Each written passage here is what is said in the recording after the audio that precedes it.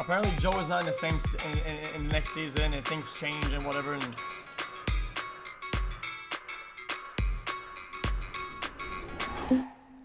I am worried about the size of my penis. I mean, everybody hard agree. 3, 2, 1, go. Everybody hard agree. Oh, come on. Oh my God. This is a good question. I like this. At least once in your life, at any age, guys, dude, it doesn't have to be because it's small. It can be anything. It's just a normal thing to be worried about, like when you're growing up, like you're like, am I People normal? disagree. You know, like Probably agree more than the people who hardly hate strongly this. agree. I guess like when I was younger, I was like, whoa, is this normal? Is this not? But like, eventually I was like, nah, I'm fine. I feel like this whole conversation is just like bringing to my awareness how impressionable and like how much of our lives and our masculinity is defined by when we're kids. When everybody's like, oh, you gotta have a big dick, you gotta have a big dick. And all you see is like, only time you see a dick is on porn and it's like 14 inches, then it's like, well, mine doesn't look like that. Yeah. Then of course you're gonna like start thinking about it versus,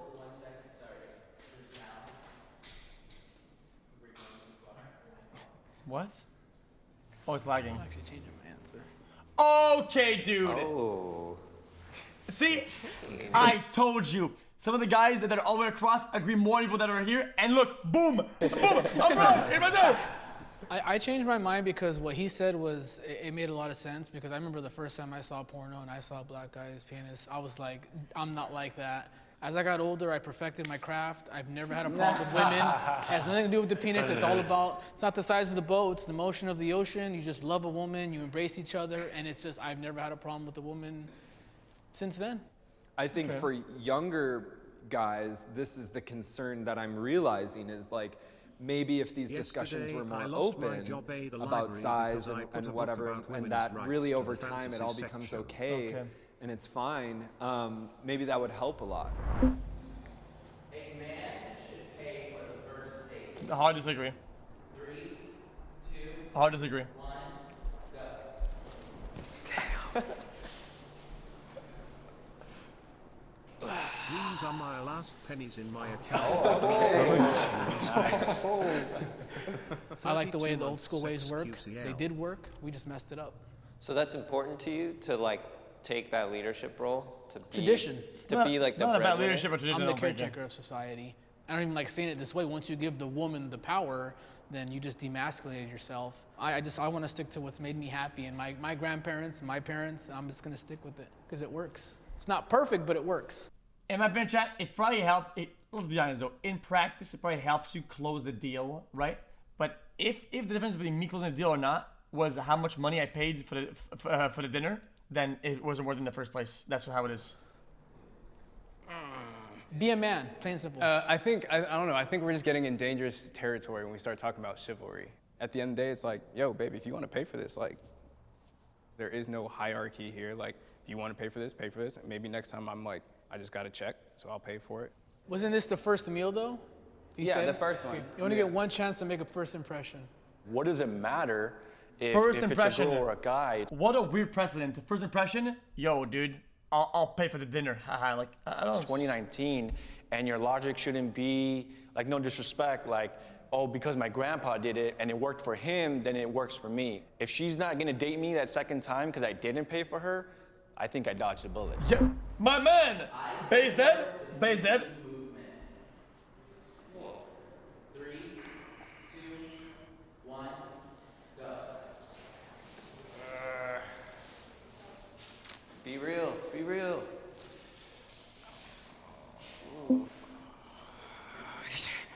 At first, when I saw it, you know, and talking to my friends, and family, a lot of people in the South, they're like, these women should have spoke up a long time ago.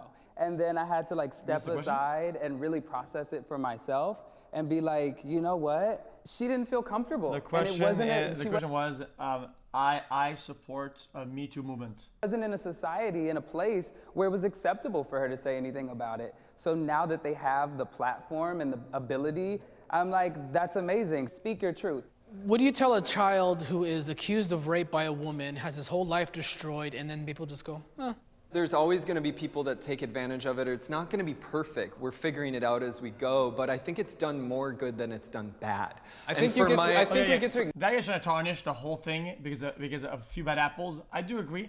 The bad apples are dog shit, and we should call them out when they're trash. I get it, but I think the core concept and the whole movement. Acknowledge the bad though. Like I think, Yeah, like of course. that's why I'm doing like this thing is like for us to say like, oh, he did that to me, and all of a sudden now we've like vindicated that guy is like vilified. But I do agree that a problem is now is that I feel like bad apples, people just go, oh, they were wrong. Okay, forget about it then. Instead of going, oh, you were wrong, go. Can we fix it then? Can we fix the things you said that were wrong or the lies?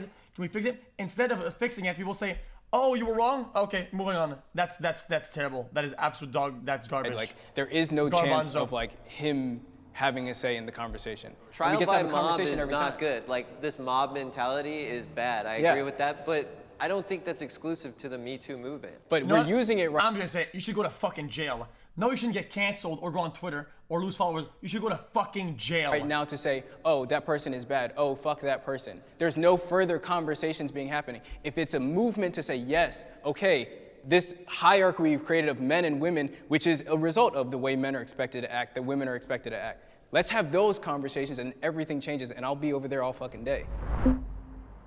It's not only defamation though. Like I think defamation is about an attack of the character in a negative light that'll like fuck somebody over or whatever. That's not only defamation though.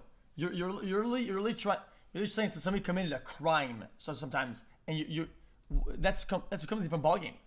It's not only it's way further than defamation. xQcOW. Toxic masculinity is overblown. 3, 2, I'd say somewhat agree. go.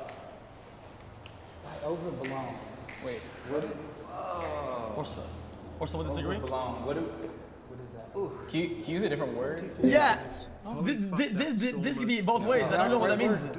Yeah, I think I question just is weird. somewhat agree that it's blown out of proportion because I think what happens with social media is a group of people coin a term, and now we're all painted by it. Like we are not in like a I don't know, like rape culture world, you know, like women are being catcalled every day.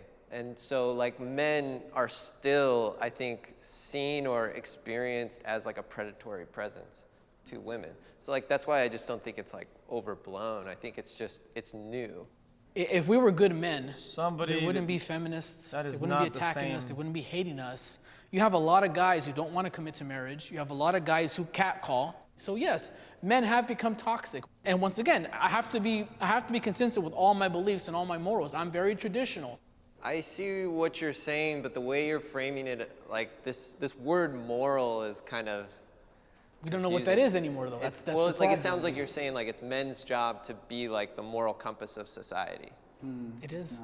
I think it's everyone's job. It's everybody's, but men, if men want to coin themselves as the leaders, you have to hold up to the good and the bad. That's part of the problem, though. Like that's what I think toxic Yeah. masculinity, or it's putting too much pressure on yourself. I mean, it's very obvious that we're grappling with like the history and the damage of like what a world completely ball run guy's a by hypocrite, I men agree. does to us. That's why I think we're talking about toxic masculinity. I am comfortable showing my emotions. 3, 2, 1, go.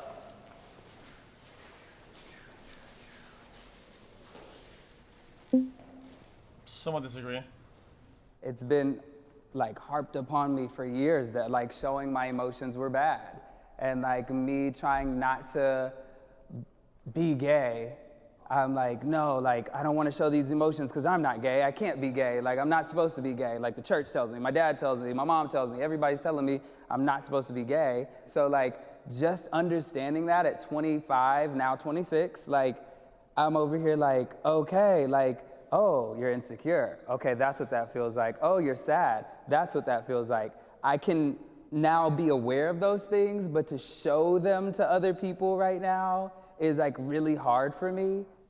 I do feel like I'm very verbally like about my emotions with my wife, but I wouldn't agree completely because I'm not like that with anyone else. I mean, I just failed a college class and I was crying about it to my wife, but no one else at school saw me cry, you know? Good take. I specifically texted my Good wife, take. make sure the kids are asleep by the time I come home, because I just knew I was gonna be like, as soon as I stepped through that threshold to my house, I was just gonna let go, and I didn't want them to see that. But like the next day I sat down and I had that conversation with them, like, hey, I just wanna let you guys know, you know, your dad didn't pass this class, and they're like, oh, are you okay? And I'm Next like, yeah, time, of course, you you know. just like, cry in front of your kids, man.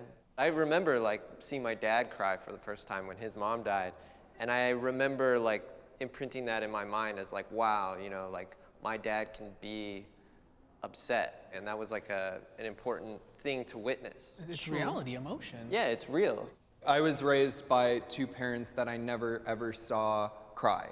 The effect that that had on me was by the time one of them passed away very suddenly, I didn't really seem to be affected at all. So I've actually had to do a lot of therapy on I'm that. gonna be honest though. This thing about I'm gonna be honest though. I feel like, guys, I feel like that is a pretty like how do you call that? It's masculinity not being Can able you really to connect show your one-to-one? emotions is very bad.